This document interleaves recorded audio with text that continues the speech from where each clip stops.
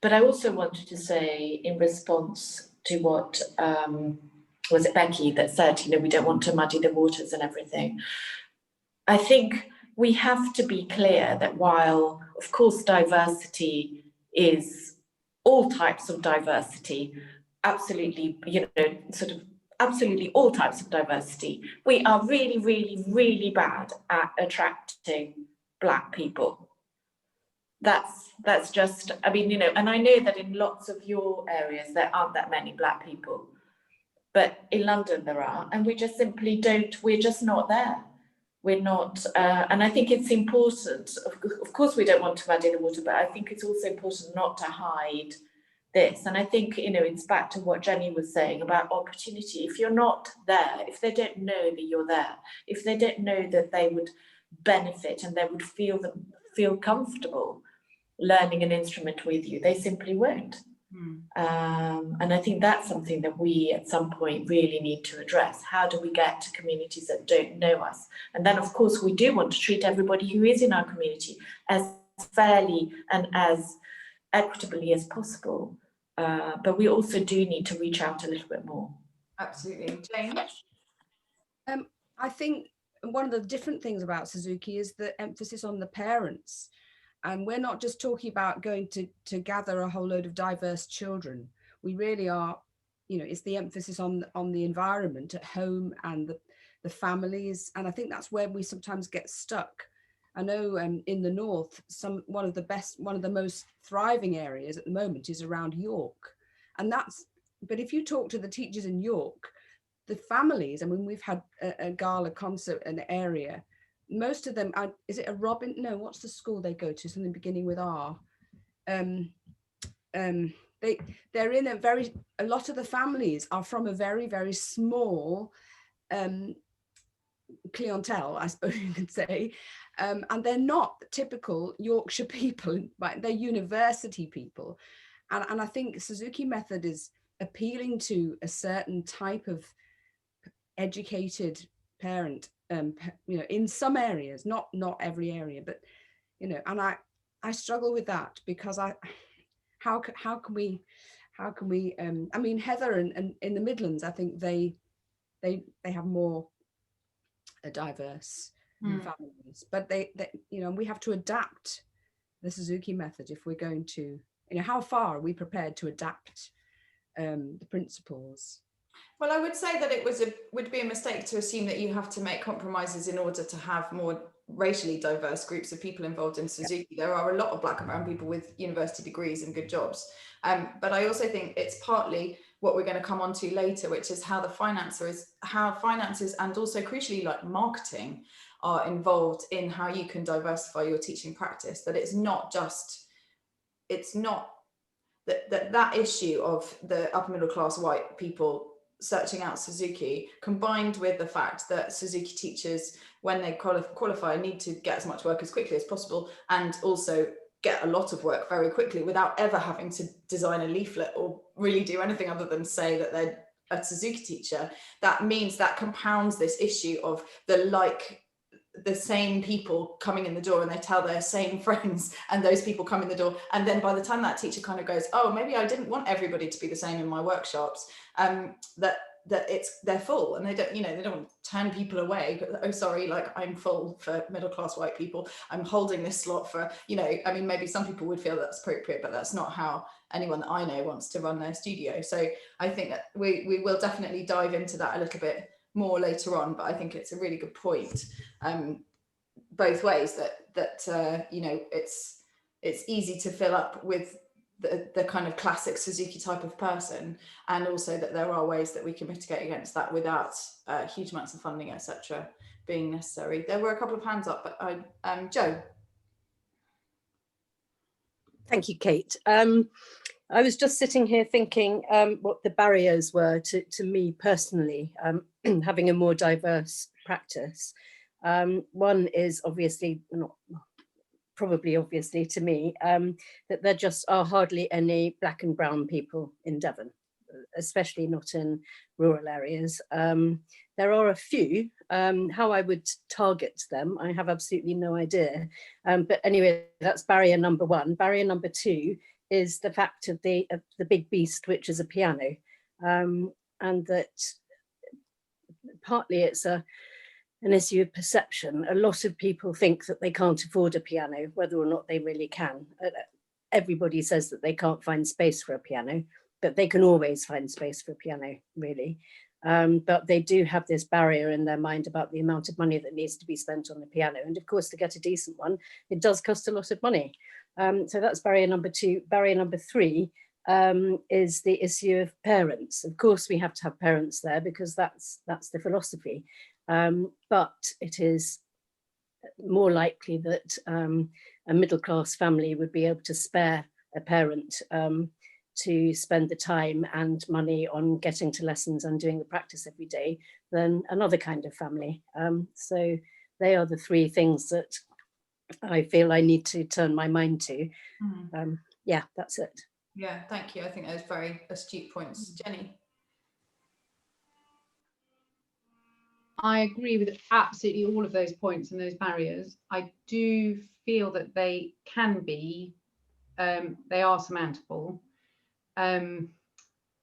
I sort of think of, from the piano point of view, if there was some sort of collaboration between people who hire out pianos, you know, I think Anna's sort of gone down this road a little bit with finding, oh God, what's the music shop in Bristol? They sort of, when they're in between hiring, they sent pianos, free pianos to a family who couldn't afford one. So there are, because not every single family is going to go, well, I'm not going to do it because I can't afford a piano. There will be some who feel that that's a barrier, and some that don't. I think as well, to the question of sort of finding the people, I think it's the key is getting into schools. And in Devon, okay, you might not have many black and brown people, but there are plenty of poor people who really, really struggle. And they're the ones who I feel in the Southwest anyway, that's sort of the area that we can really improve on. And there are plenty of people who don't earn very much money at all, who really want the same opportunities, excellent for their children. And they would definitely, not all of them, I understand you're not going to have all of them feeling the same, because they're human, but there are plenty of them who would absolutely prioritise this sort of learning, I think. They just aren't being given that opportunity to make that choice at the moment. And also, on that note, saying that middle-class families are more likely to commit in that way, I actually disagree. I've got plenty of rich middle-class families who totally don't prioritise this learning, and don't turn up to the lessons and wouldn't take time off their job to go in and have lessons. So I don't think it is about a class system. The only thing in that sense, I think that that's why I was saying, sorry, I'm repeating myself now, opportunity. If you give them the opportunity, some people will take it, some people won't. That's the same across the board. But the point is at the moment, certainly I'm talking personally in Bristol, we're mainly giving that opportunity, Suzuki opportunity, to middle-class white people. Yeah, just what we're doing. Thank you, Jenny. I see the hands. I will come to you, but I do want to move on to implicit bias in a minute. And I think also that that's a really important point, what you said about middle-class families, that I think in my experience of working with teachers, the vast majority of teachers that I speak to couldn't actually tell me how many times a week most of their families actually practice. They make a vague judgment based on, how was your practice this week? Oh yeah, it was really good. Or no, it wasn't that good. I mean, it doesn't tell us anything. And I think, you know, one of the things we try and do at Suzuki Hub is actually log the number of times and have a regular conversation about whether you're getting through everything I'm setting, whether it's too much, whether it's too little, how's the vibe in practice, what makes the arguments happen, what makes everybody happy, etc., etc. The same with listening. And I think that implicit bias is really important in that, because families like ours, we assume as part of implicit bias behave like us, and therefore if you have a family in front of you who you feel a lot of affinity with and a similar vibe, and you are a Suzuki teacher or a Suzuki parent, or you were a Suzuki parent, or you have been a parent that got your child to do their homework, their practice, their whatever, then you make all sorts of assumptions about this person in front of me is doing the same thing that I would do. And so if you had a black family that were only practicing 2 or 3 times a week and a white family that were only practicing 2 or 3 times a week, you wouldn't necessarily really identify that they were doing the same amount of work. You'd assume that the white family is doing a lot more, and you'd assume that the black family are struggling because of all sorts of implicit bias that we all have to live with. And the only way to really mitigate against it is to be aware of it. So we'll come on to that in a minute, but I know, Diana, what would you like to say? I was just going to say about, somebody mentioned the word adapting. And I think from my experience, because years ago, when I first started doing Suzuki 20 years ago, I was in a school where I had 70 students and I was teaching 4 at a time, and they were being taught a watered down, what we term a watered down version of Suzuki. But I had a very understanding head where parents were allowed in on a regular basis, and the real saving of it all was group lessons, actually. And I think that's what we've really got going for us, is the group lesson, where we can bring all sorts of diverse people together. But you're absolutely right about the unconscious bias, that there are a lot of assumptions there. But I think our adaptation is key to us doing well. The sadness for me, and I know a lot of people in Bristol, is that all over the country, is that a lot of people felt unsafe in the jobs that they had. Particularly when Gove was educational minister, and they've moved, like I have, into private school where I know that my income is safe and that I can choose then to help people other ways. But there's no way that I'm going to be teaching 70 students a watered down version of Suzuki in the way that I teach now. No way. Yeah, I think that's a really key point, and it's been so heartbreaking. I've been running Suzuki in school since 2004, and basically I'm not one of those people that brings everything back to politics, but I do think in the area of education it is really key. Under the Labour government, almost every school wanted more family learning, more connections, bring the parents in. They really wanted a more holistic focus in their school, and they were very aware that a child who might be terrible at maths and never even going to get a C at GCSE might shine at the violin or the piano or the cello and want to do that. And we had so many schools, like, they were ringing me and saying, will you come in and have a meeting? And then the combination of child safety concerns, which has totally been addressed by us being able to give the parents DBSs so they can go freely into schools, and it's not an issue that really stands up to any scrutiny anymore. But under Gove, there was just more and more pressure, and there's still more and more pressure to the key subjects. And now, we just have more and more of our schools saying, well, you can teach them between 1 and 3:30, but you can't have them in the morning. You can't have any of them because the whole school are doing the maths and literacy, and they won't let them out of class for anything. And that's just, it's a really heartbreaking situation, because it just completely fails to look at the science about brain development and how good music is for the kids to be involved in music. And as you say, it's so much easier to get a huge amount of children doing something like Suzuki, even if it's not real Suzuki, if they're learning in school. But maybe that is one thing that we need to be able to do, is that we can lobby as an organisation. It's one of the things that we can lobby ministers to say, here's the evidence, this is what we think we should be doing. It's something we could put on our list. Yeah, well, and I think hopefully a relationship with Music Masters, who are doing very well at navigating these challenges, could be really great. Jo, did you want to say something, because you had your hand up before, but maybe it's been said? I think I said it on my on the chat. Okay, thank you. Yeah. Jane. I'm just going to mention that we have this In Harmony thing in Liverpool, which is started off working in Everton and Anfield and that's spread. I mean, that's massively government funded. Well, if there can be any, you know what I mean? It's had a lot of publicity. But strangely enough, there are mixed feelings about that in Liverpool itself, because it was in a very small number of schools.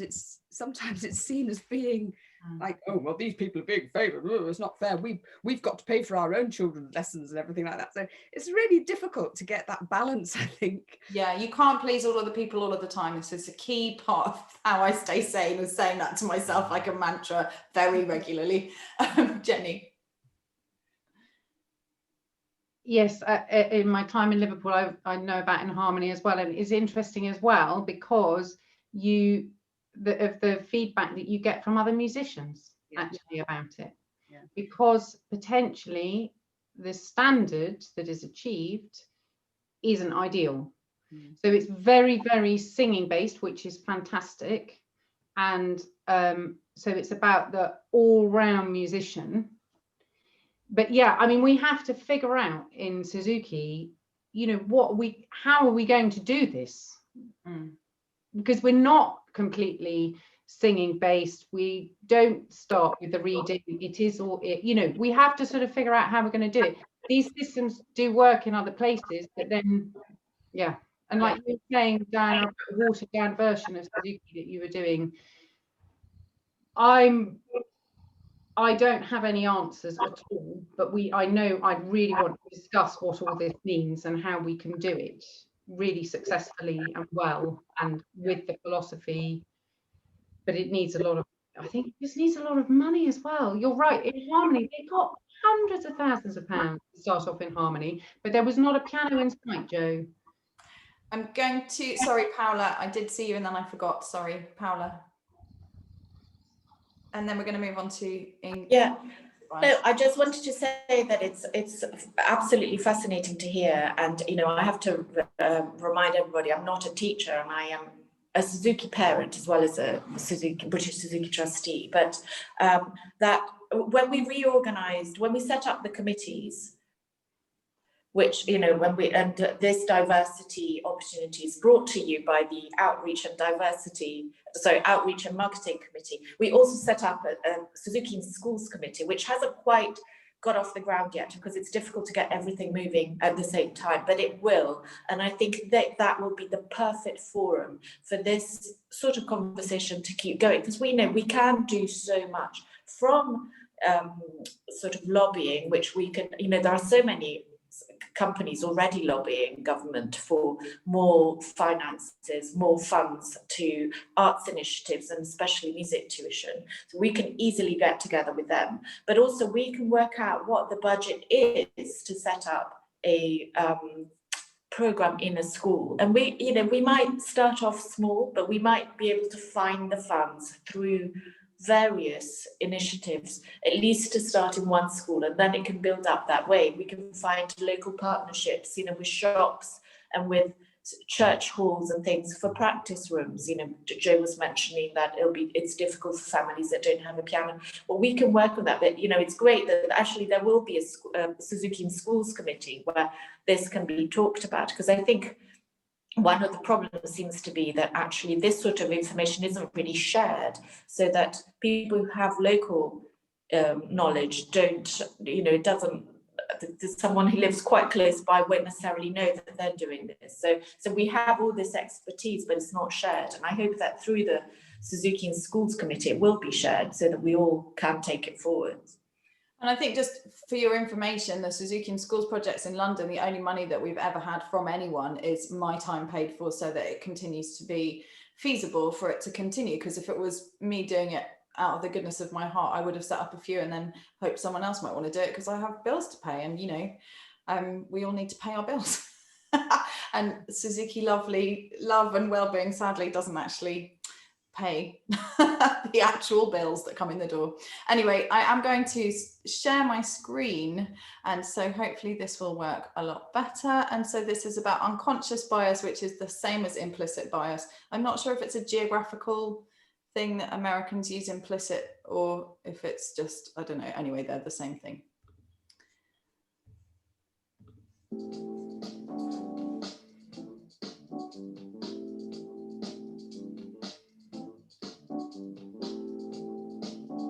Psychologists have known for some time that we have two operating systems for processing information within the brain, working at the same time but doing very different things with the same information: the conscious and the unconscious.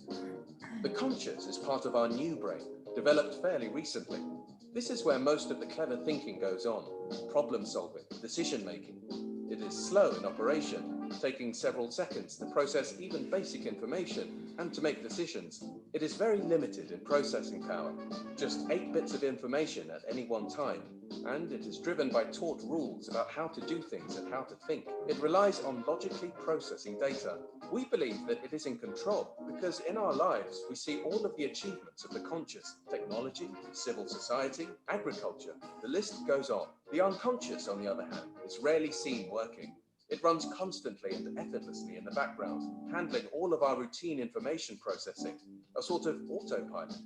Instead of being slow and data-driven, it is incredibly fact and intuitively driven. It is a processing method needed by our ancestors to make rapid survival decisions. Brain scan evidence shows it processes information in people in as little as 30 milliseconds, 10 times faster than our eyes can even process the person's face. It has much more processing power than the conscious, 200,000 times more. Psychologists say that what the brain fires together, it wires together. In other words, when it often sees two things occurring together, like women with children or women receptionists, it creates a strong neural connection in the brain, which it can use in the future. For example, when it sees women, it thinks children. And when it thinks children, it makes the connection to women. This is very convenient for the brain. It prevents it having to use the conscious to think about every new person or situation as unique. The brain makes these neural connections from the patterns we see in our lives, but also from the media we absorb and what the people we care about say, as well as our Can't hear. Can't hear. Can't hear. perspective. If Sorry. the processing power of the conscious was the size of a table tennis ball, the processing power of the unconscious is a table tennis ball 200,000 times larger, or 2.4 meters across. When the small conscious table tennis ball is busy or overwhelmed, which it often is, the unconscious takes over routine people decisions using its neural pathways based on previous patterns. The next bit is important. Our unconscious creates super fast connections between groups of people, old, young, black, white, with tattoos, wearing funny t-shirts, having a particular accent, from a particular area or country, educated at a particular school or university, and good or bad ideas the psychologists call constructs. These super fast links are used to make rapid people judgments below the level of our subconscious. The conscious thinks it is in control, but the unconscious calls the shots and leaves the conscious to believe it is in control by rationalizing decisions the unconscious has already made. These super fast people decisions are useful in making our lives run smoothly. Most of the time they are good enough, and our ancestors avoided the saber-toothed tiger or lion. But these days our people decisions result in real impact on the lives of real people. Who gets the job? Who gets the most rewarding work? Who gets the best pay or bonus? Who gets promoted or fired? We tend to wire more positive connections for people who are like us, who look like us, sound like us, share our background, culture, and interests. That leaves people who are less like us, not being treated positively. Don't get me wrong. Often these more positive wirings for people who are like us does not lead to obvious negative behavior towards people not like us, but they experience what the psychologists call micro-behaviors, small bits of behavior which, over time, make them feel less like they belong or are valued, like acid rain that wears you down over time. It leads to us recruiting and supporting people who are more like us. We don't do it on purpose.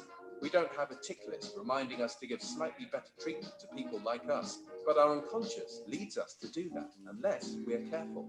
The bottom line is that we trust people for whom we have unintentionally wired positive connections. We give them jobs, give them the best work, allocate them to our teams, and say the right things about them when it matters. This doesn't make us a bad person.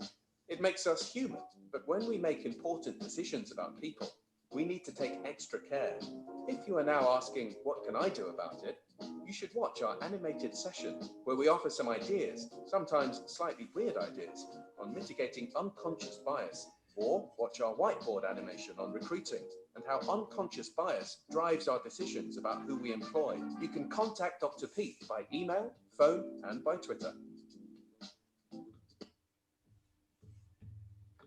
Sorry, I turned my microphone off because my dog was barking. And then I realized I hadn't shared the computer sound, so sorry. Yes, I will send these links. Yeah, we'll send them out with the stuff. So I think obviously, I'm sure we've all made the connection, but you know, who we involve in our teams and who gets promoted, etc., can very directly link to who gets solos, who gets asked to lead in a concert, you know, who gets asked to be a parent representative, who we consider to be our advocates and ambassadors for recruiting new students for us. And then as that goes on, so the snowball effect happens of filling our studios up with similar type of people if we're not careful. Any thoughts, Becky? My thought is that's absolutely a fantastic video, and thanks for showing us it. And I feel like I just want to get everyone else to see it immediately.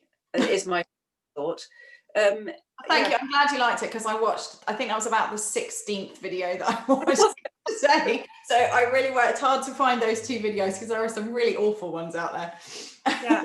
I suppose if we want to do something early on, it's getting things like that out to as many people in the Suzuki world as we can, isn't it?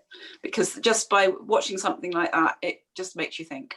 Anyway. And I think also, you know, not with the 4 and 5-year-olds, but if you're teaching on Zoom, it's an amazing opportunity to have discussions with sort of, you know, I would say roughly 11 or 12 years old up, about this stuff with your kids. And you know, I think this year Suzuki philosophy has come under scrutiny for what does it mean? Does it mean that your kids are taught to be polite to their parents and their teacher, or does it mean that you're actually going to kind of get involved in social justice issues and you know, trying to be part of the solution, just not just attributing nothing to the problems.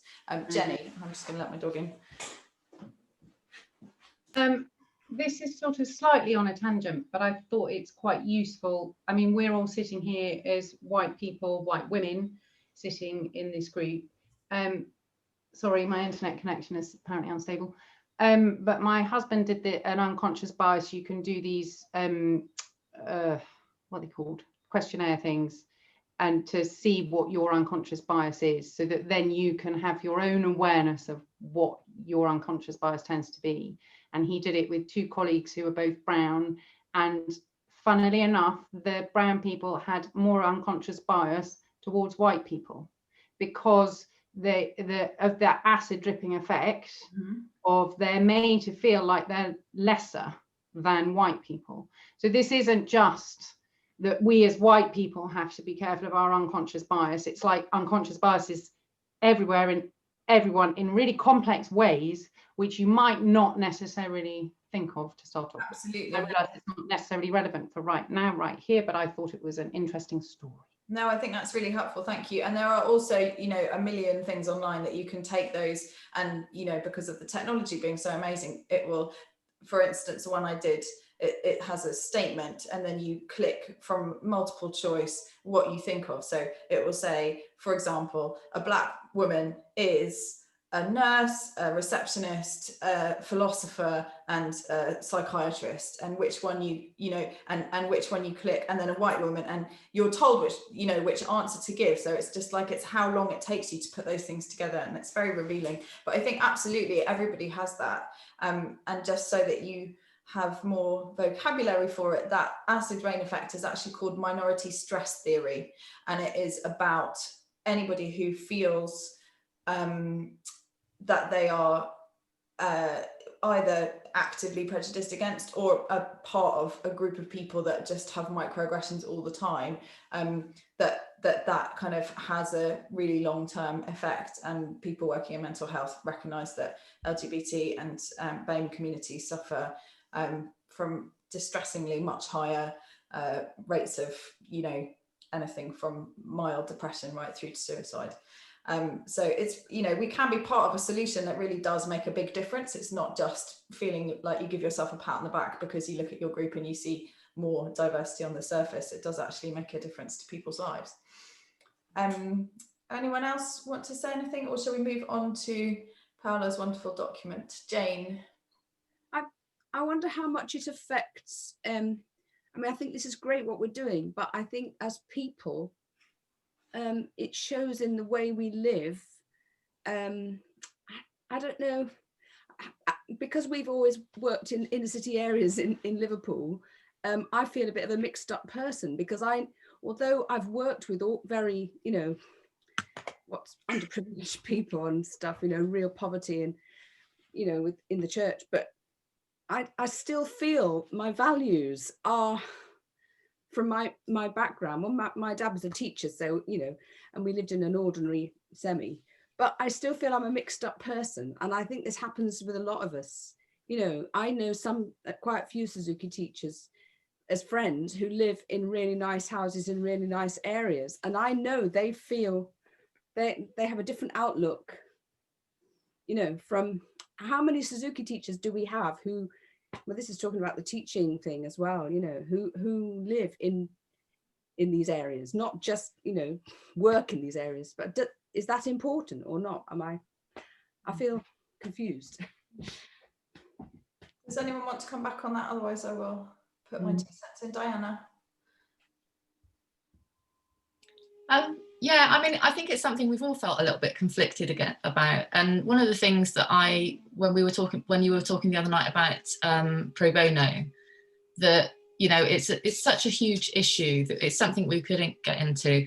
And what you were saying, Kate, about we've all got to pay our own bills. But I think the point is that we are who we are and we aren't answerable for that, but we can give of our time as we can. And it's something that we shouldn't be addressing necessarily as teachers, but we can collectively do as an organisation, which is the whole point of this meeting. And I think, you know, the document that's been written will help us with that.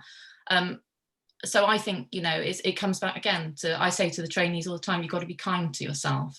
And I think, you know, we don't have to apologise, but we can give of ourselves what we can. I think that's vital. Thank you.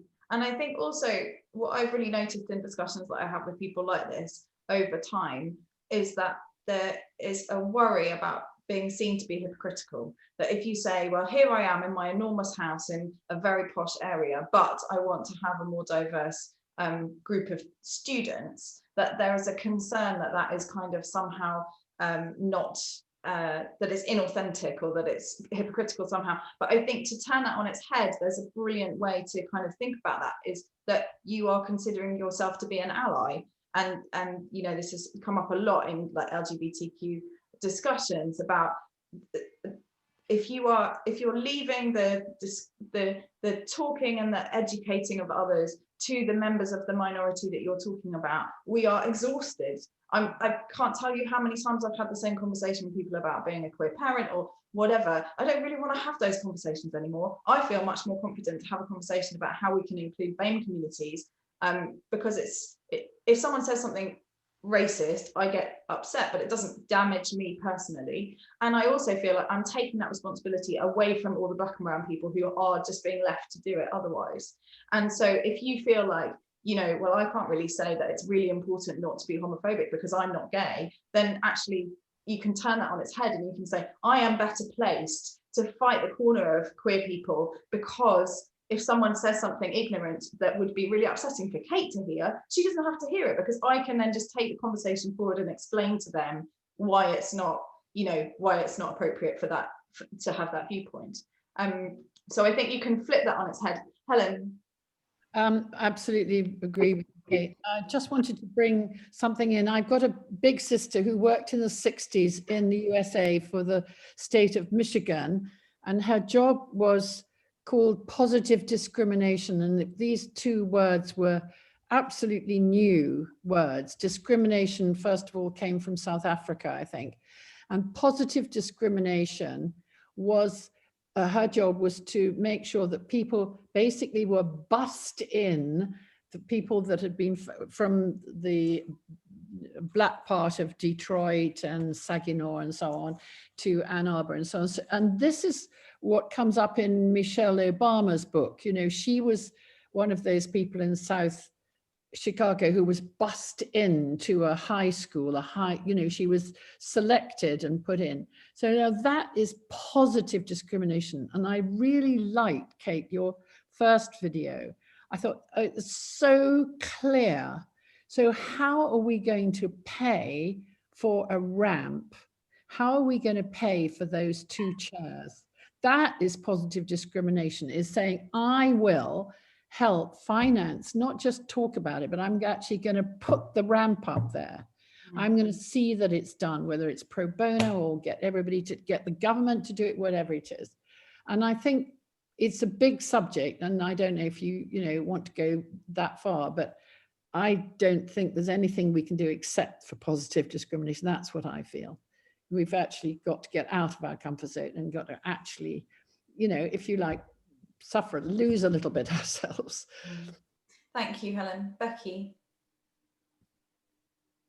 Yeah, Helen, I really get what you're saying. And I also listened to the Michelle Obama book, and there are so much pros and cons about that. It worries me in some ways because I've heard about buses of people being brought in, only hearsay, or I've read it somewhere, I can't remember where, but also that people's cultures were blanked out and that they were expected to conform with a totally different culture. And I think that's something that we haven't really talked about as well. But we have to be, in order to help people, we can't decide they need help. I suppose that's the point I'm bringing to this discussion. And many people would benefit and love it, but many people would think they were being railroaded and taken away from their culture. And, this particularly, the idea of busing people makes me feel great, giving people opportunities, and really worries me from that perspective as well. So it's that's definitely a very complex area. Yeah. I'm going to take I down feel that ramp, Becky. It's just such a small point that I've got. My mother used to work in equal opportunities training for the police force, which was quite a scary job, as you can imagine.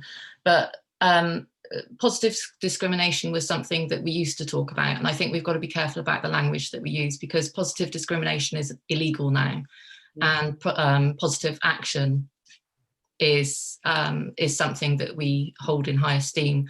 So that's exactly what Becky's talking about: supportive, nurturing, but not discriminating to the point that you take one person over another on the basis of their race, their culture, their status, or whatever. But that's how it started. I mean, it has to start somewhere, and that was the only thing that could be done in the 60s. Let's talk about history anymore, but how are we actually going to get that ramp up? Well, that takes us very nicely, thank you, Helen, on to our draft, what is it? Brain, draft brain, our statement that I'm just having trouble finding on my thing. Statement, there we go. So I am going to share this and we can all have a read. Thank you so much to Paola, who's worked so hard, in particular on putting this together. You have. Here we go. So let's just have a bit of quiet while everyone reads it. Make notes if you would like about comments you have, and we have half an hour to discuss this now. I'll just put that bit up first, and then I'll put the bottom bit up in a second.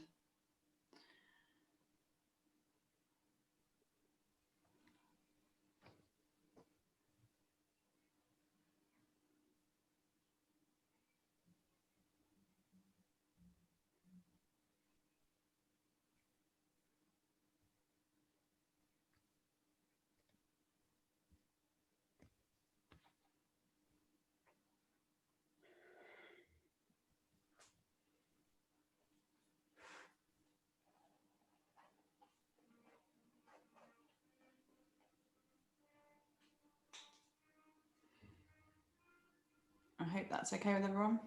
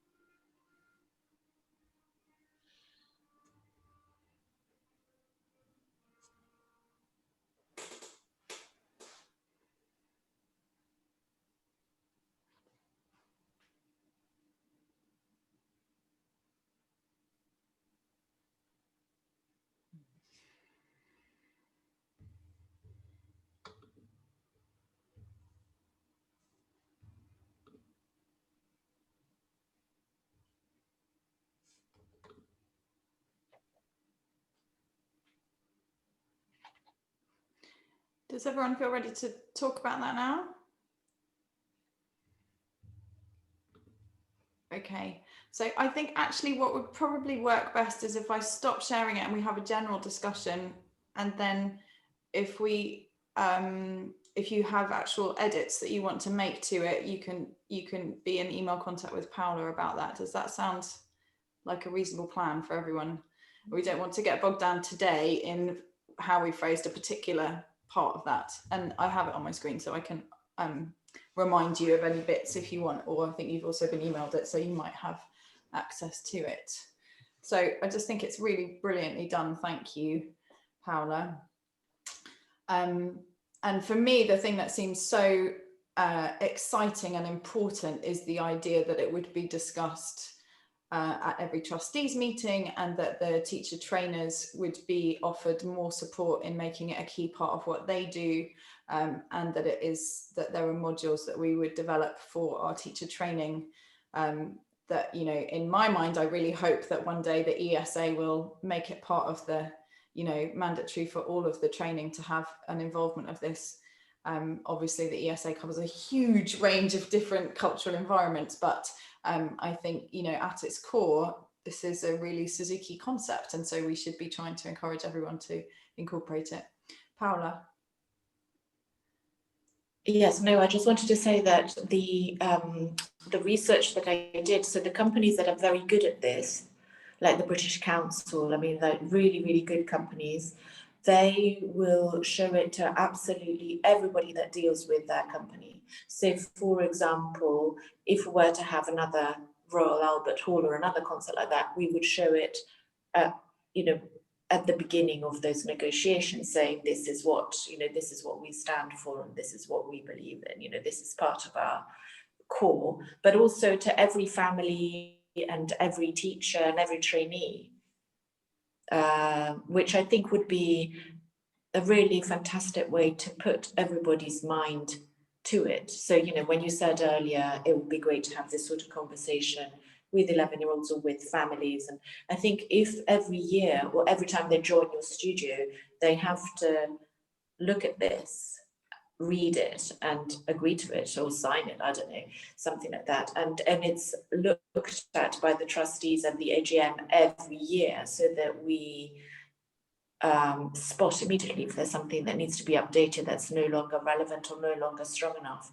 I think that will really set us on our way. Absolutely. And I think for me, you know, if we could have a sort of 1-paragraph version that's just on, you know, in every issue of ability and on all of the forms that people sign to sign up to the BSI, and on the website and just everywhere, that would be really brilliant to have as many different tiers of access as possible, really. Any other thoughts? Kerry? Yeah, I just want to echo what you're saying. I think it's absolutely beautifully written, and all the nurturing and positivity. And I think it is very Suzuki in its writing as well. I think it's fantastic. I was wondering, whenever we are going about I just think it's really exciting. This is a wonderful thing, but maybe it could be like included in the ability each time it goes out, like a little bit about it, but I think it should be, well, not a little, prominently. I think it would be a really good way of reaching the full membership. Yeah, definitely. Diana? Yeah, I just love the fact that you know, we can roll it out to trainees, and when you sit and have conversation with trainees, you often learn more from them than they learn from you.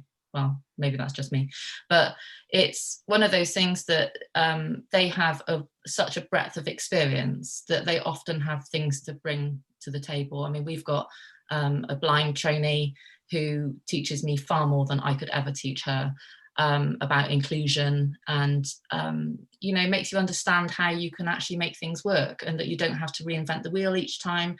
There are organizations that you can pull in to help you with things.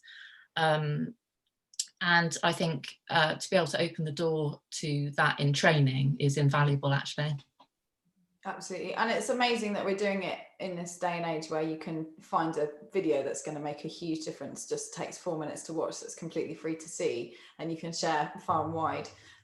You know, and I think perhaps it was interesting to me that I couldn't find a video, even one I didn't like, that was specifically about implicit bias in teaching in a UK context. And there are lots of American ones, and obviously it's a different culture. So, but I kind of thought, oh, well, maybe I'll make one.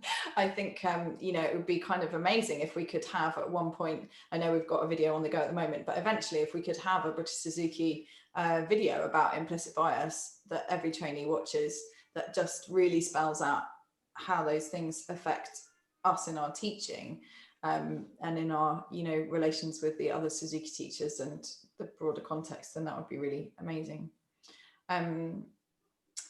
Any other thoughts? Jo? Thank you. Yes, thanks, Paula. Brilliant job. Really good. And I think it really encapsulates all the issues that we've been discussing, and that we spent all those hours discussing over the last week. So thank you. Fantastic. And it's really clear. Something I would like to include as well might be an annual commitment to review what we've actually done, what steps we've taken, what steps we've actually taken to implement this, and what steps then to what actual specific steps to take for the next year, including, you know, plans to engage people, to produce webinars and seminars, etc. An actual plan for helping teachers to make their student body more diverse, and seminars on that. That's just an example. And then each time the policy is reviewed by the board, they would look back over the last year. Someone would have to be responsible for saying, well, okay, what actually has been done? What has been achieved? How have the percentages of certain minorities, or however you want to phrase it, been included or increased in the Northeast, in the Southwest, in London, wherever it happens to be? So we keep a very specific eye on what steps we're actually taking. I think that's a really good idea, and I've been wondering if actually we should, I don't think the British Suzuki has quite enough different committees yet. Perhaps we should actually move diversity and inclusion and equality, diversity and inclusion as its own committee, because I mean, Paula, the one that we sit on, we've got so many different strands to our responsibilities already. I think there is a danger that it will get just fall off the agendas. Yes. And you know, we do seem to have a lot of people who are very committed right here, so that's a really encouraging start. I'm not assuming you would all sign up to be on the committee, don't worry, but you know, clearly there is energy to address this. I did want to make one tiny point, not in any way to correct you, Paula, but just because I think it is quite a nuanced point that lots of people haven't come into contact with, that gender and your gender expression are two different things. So if you had, for example, a person who identifies as non-binary but was born as a man, they could be prejudiced against in terms of somebody saying they don't want to be around men, or they could be prejudiced against because people feel that men should be men and they shouldn't identify as non-binary, etc. So that is two slightly different things. And so the kind of most common version of that has gender and gender expression or gender identity as two different things. Okay, so we should have, irrespective of gender identity. Yeah. We could have a discussion about which word we prefer. They're basically the same. You need both, surely, don't you? Need gender and gender identity. Exactly, yes, that's my point. I think so. Yeah. Yeah. Gender and gender identity. I meant you could have a discussion. I'm very happy to include that. It was actually something that I had on, and then I took it off, and then I put it back on, and then I took it off, thinking, but actually absolutely needs to be on. So I think unless people, I think when you're doing a document like this, you might as well be as thorough as possible. Absolutely, and I think that's why we need a shorter one as well, so that people don't just look at it and think, oh God, I can't read all of that, because it's pretty heavy. Thank you, Paola. I think unless anyone has anything they're burning to say, I was going to say something and now I can't remember what it was. Maybe a little bit about money and marketing. I think that it's the easiest way to diversify, particularly in terms of socioeconomic background of your students and of racial diversity. The easiest way to do that is to get some money from someone and offer vastly reduced lessons. This is problematic in some ways because it's an assumption that people from those communities, obviously if you're doing it about socioeconomic background, this is true, but in terms of ethnic diversity, the assumption that people will only come and do your lessons if they have a huge discount is in some, you know, in many instances incorrect, that it is actually about aspiration and not about the ability to pay. And you know, there's like always a conversation about how much football season tickets cost and how we all think that music is so expensive and that people from working classes don't do it because they can't afford it, but then actually you look at the, you know, the stats on what they spend money on, what we all spend money on, and it's not quite that simple. So I think that's one point to make, but I think the other point to make is that it's really, for me, the feedback I get about Suzuki Hub is that it really is not so much about finances, although we have a lot of Black and brown families on discount. We have a lot of white families on discount as well. It's more about a sense of being encouraged to join and that they are actively made to feel that it is a place where they are welcomed, and not just welcomed if they come, but actively, you know, invited. And I think that that is where I would like to see the British Suzuki movement go, is in not kind of getting ahead of ourselves in like, okay, so we need to go and get a £10,000 grant so that we can do X, Y, and Z thing because it's going to be the only way we can do it. But actually to start with, you know, making steps towards finding out who from those communities is interested in Suzuki, about doing outreach in a very broad sense to those communities about Suzuki. I do finally have a meeting with Chineke in the diary.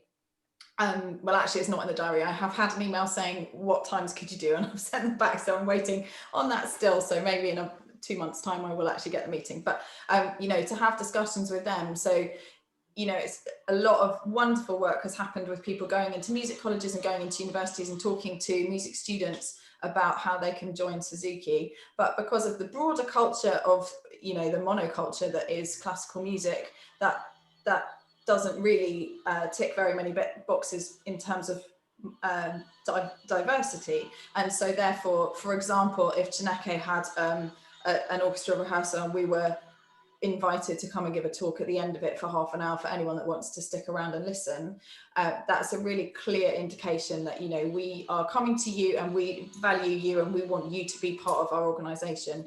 And it's not that you're assuming that you're going to need a discount, but at Suzuki Hub, we definitely have found, and the same as Suzuki in schools, that, you know, if you have the money to back up discounts, then obviously in the broader context, most minorities are less well off, racial minorities are less well off, and therefore if you can offer financial help as well as encouragement to join, then that will make it a lot easier for that those people to join us.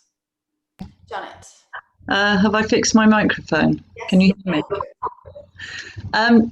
Just as part of the education, I did have a Muslim family as part of my studio, and I kept organising concerts with tea parties in Ramadan, which obviously they weren't able to join in the food.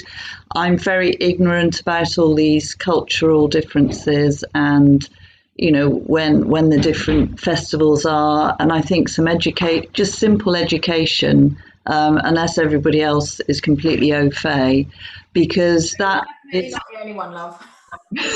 Definitely not. Yeah, it's just part of that feeling welcome, getting it right, that sort of thing. Yeah, very good point. Thank you.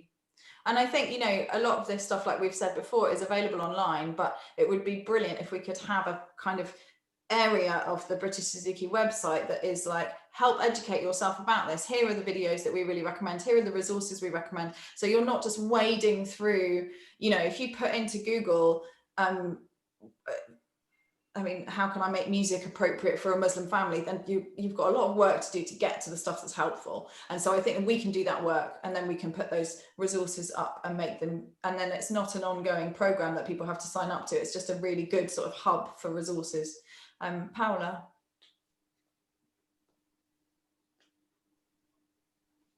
Sorry, I just, it's just so, it's fascinating what you're saying, and I think it's absolutely through the website we can do a lot. But also I wanted to, before the end of this meeting, and I hope you will excuse me, I wanted to fix absolutely like at least 2 priorities so that we know what we're working on.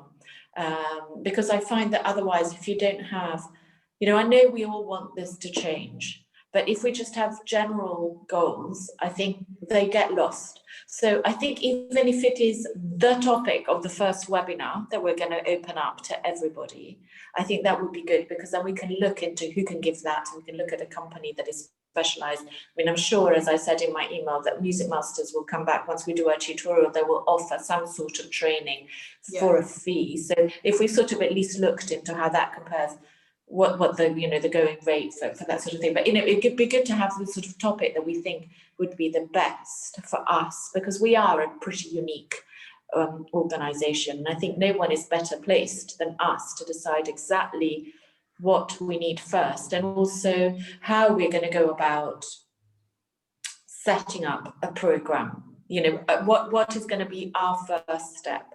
Will it be to finance a teacher? Will it be to ask teachers to submit a cost analysis of how much they could do by going into schools? Is it instead to look at schools that are near Suzuki teachers, that are state schools, and that therefore have a more diverse student body, and that are open to the Suzuki method? You know, where are our efforts going to be focused on? Yeah, thank you. You got me back on track. That's the last thing on my list. So what that was definitely not my intention, Kate, because you are very much on track with everything. Waffling away. What do we feel should be the number one priority, Diana? I mean, I was thinking about the how we can make our money go the furthest, and one of the things that struck me was that if you give a bursary to a teacher that represents the diversity that we're looking for, or can help us with that diversity, even if they don't necessarily represent it themselves, then it's a bit like, you know, they say about give a man a fish and he'll eat for a day, teach a man to fish and he'll eat for a lifetime. And that teacher will then roll out what we're looking for a very long time and represent that for many generations. Whereas if we give help to pro bono or specific places, then I just feel that it might benefit 1 or 2 people over a long period of time, but not a huge amount of people, if that makes sense. I completely agree. I would love to see the emphasis this year being on trying to diversify the teacher trainees in September, because we're perfectly placed in terms of the year that we've just started. Nobody's going to be recruiting trainees until April, May time. And then, you know, so if we kind of get our ducks in a row during that time in terms of making sure that we've got the appropriate marketing materials that are diverse, that we are actually having conversations with people like Music Masters and Chineke, and therefore that by the time we do our market and actually do some marketing, which previously also has been a problem, that those efforts are directed towards having a diverse group of trainees in September. That would be a really excellent outcome in my mind. Sorry, can I just ask, so I absolutely agree with you, Kate, about diversifying the teacher trainees, and that's something that we can, as a committee, we can really focus on. I wanted to ask what Diana meant. So a bursary for an existing teacher. So we could ask teachers. I don't know. I mean, Or- I was just throwing it out there really, but I feel Yeah. that we need somebody that's dedicated to or has that interest to roll it out to the diversity that we're looking to represent, really. Jenny. Okay. What about, following on from that, Diana, what about not just a teacher but a region? If we've got these regional conveners, etc., maybe you could try rolling it out within a region and see, because then it's not just one teacher who's sort of doing it, it's a group of them who then can take it around to other regions, possibly, as an idea. And the other thing I would really like to prioritise, I think there's a lot of fear out there with not knowing the language, and it's going back to what Janet was saying. I think that we need to also, yes, we need to look to the future for future trainees, absolutely, but the teachers that already exist, you know, it's quite debilitating, isn't it, that fear of not knowing how to say things, not knowing how to approach people, what words are right, what you said, Diana, about, you know, positive discrimination is illegal, you know, that sort of thing. It's really, really crucial that we all are given the tools to be able to manage this as well as possible. I think maybe just clarify the positive discrimination, in my experience, is used as a blanket term for actively trying to give a step up to people who have been discriminated against in the past or currently. The type of positive discrimination that's illegal is actually, I'm going to give this job to a black person, I'm not even going to look at the CVs of a white person. But I think I really appreciate you saying what you said, Diana, but I think it's like it does get a bit muddy. So don't feel like, if you feel like I want black students in my studio, that's positive discrimination. In an illegal sense, it's not. But I think that positive action is a more useful term. Did I get it right, Diana? That's the word you used. Yeah. Okay, so I think, I mean, are we all agreed that to do a sort of, to make a plan for the teacher training would be one of our commitments, should be one of our commitments? Jo? Thanks, Kate. Related to that is the question of, you know, if we're actually going to do something, how are we going to finance it? Do we need to ask for a certain amount of the budget to be allocated towards carrying out these aims? Paola, I don't know enough, and Helen, I don't know enough about the way the board works financially to know how or whether that could be done, but I would like to see that done. If you want to do something that actually makes a difference, you have to allocate some money towards doing it. I think there is quite a lot we can do without spending very much money, although I agree, obviously money is necessary for everything. But we do also have these bursaries already, which can be offered to, and you know, we don't need to set up a bursary program in order to encourage teacher trainees to apply, even if they're put off by the money. Helen? Just a quick one, just to say that if we get this piece of paper, policy, aims and commitments into one piece of paper, that's not going to cost anything. It should go to every new parent, and it should go to everybody that even applies to become a teacher trainee. Even if they don't go ahead with it, they need to have it right at the beginning. That's not going to cost. That's good, easy, quick thing, and it'll go hundreds. Yeah.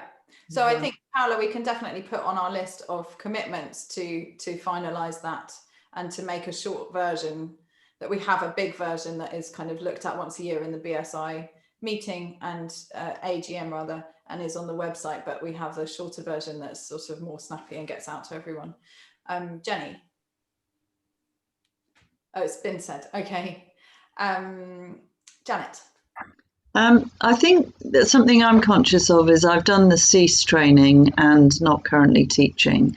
And CEASE seems to me a very useful way of accessing more families for less cost. So I feel as though maybe that's something we could work with quite easily with teachers who are already trained. Kerry's obviously.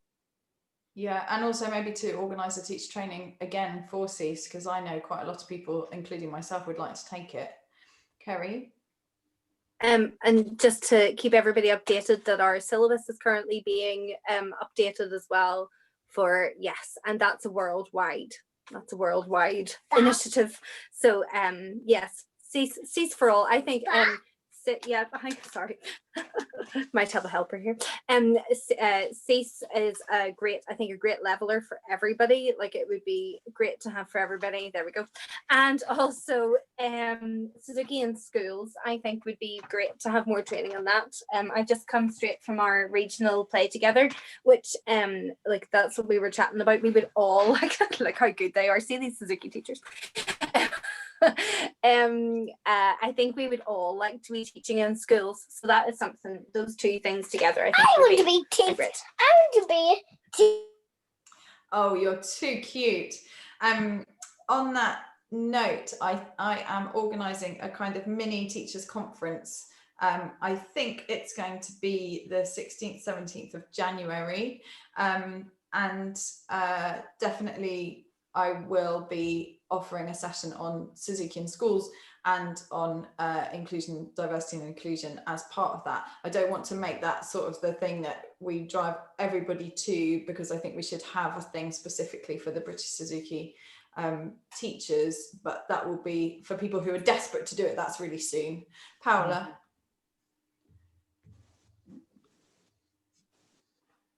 No, Kate, I just wanted to say, you need to send me, we have a newly revised bulletin. I'd like to draw everybody's attention to that.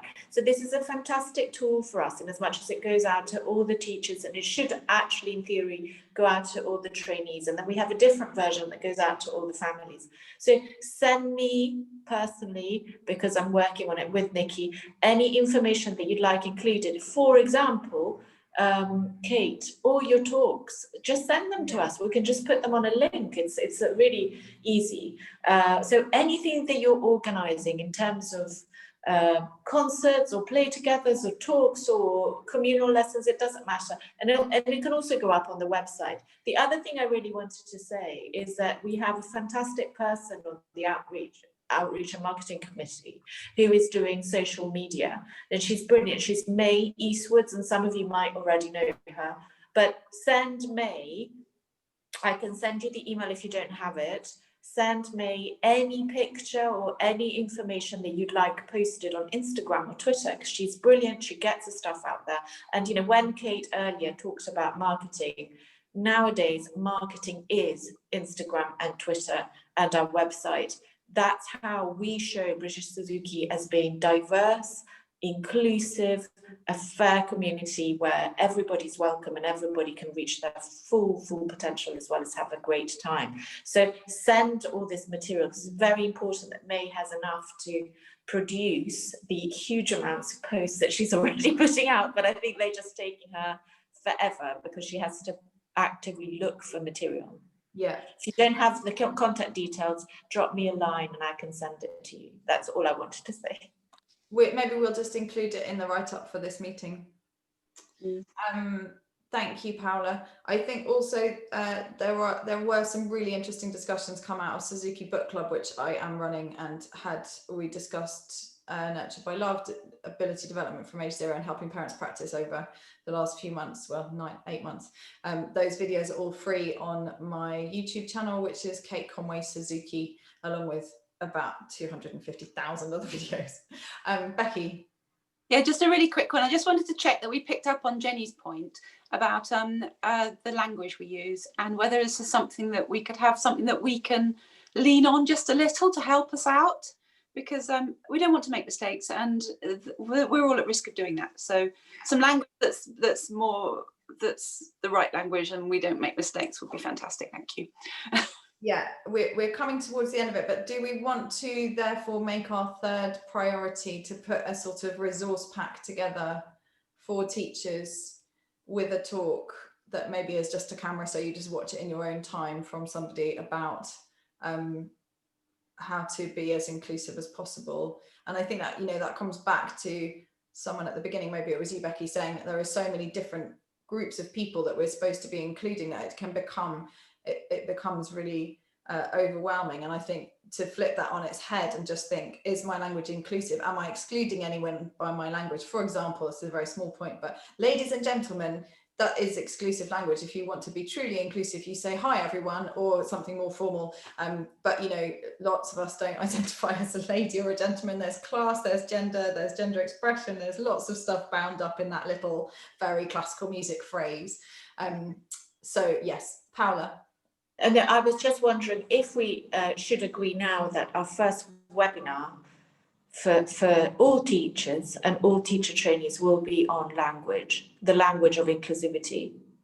I think if we had an hour, I think we could develop something that could cover inclusive language, implicit bias, and you know, kind of positive steps you can take to think about those issues for yourself relatively easily.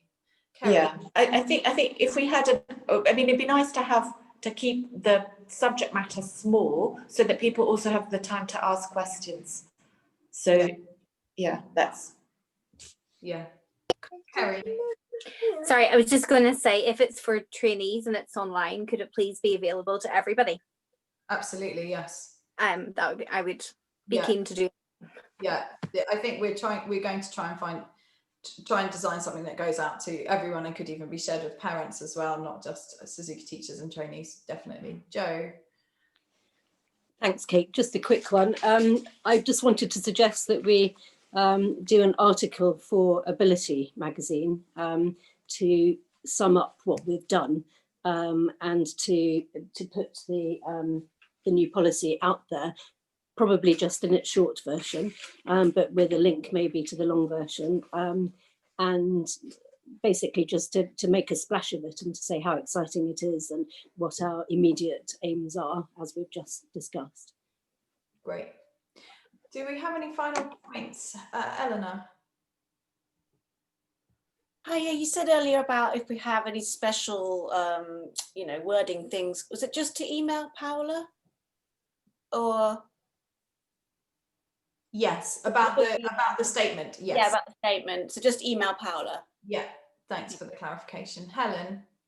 Just to say that January the 17th is the BSI AGM. It's going to be a very important one because we're changing the constitution on that day, and everybody's going to be. Is that, Helen? It's I think 7 o'clock Zoom. Don't quote me on 7 o'clock at the moment. I think it's 7 o'clock. It may change, but sure, it's Sunday 17th, and I'm just only saying it, Kate, because you were talking about doing that. Yeah. This clear. Okay, I will look at other. Well, I mean, I wasn't going to be running it at 7, but I will have a look at. I know, but just to know. Yeah, thank you. Do we have any final thoughts? We are coming to the end. Mm-hmm. I have to say, for myself, I have felt so encouraged and supported and seen by all of you, and that is not always my experience, and I really, really thank you all for that. I feel really it's been really brilliant, so thank you. Paula, do you want to wrap up?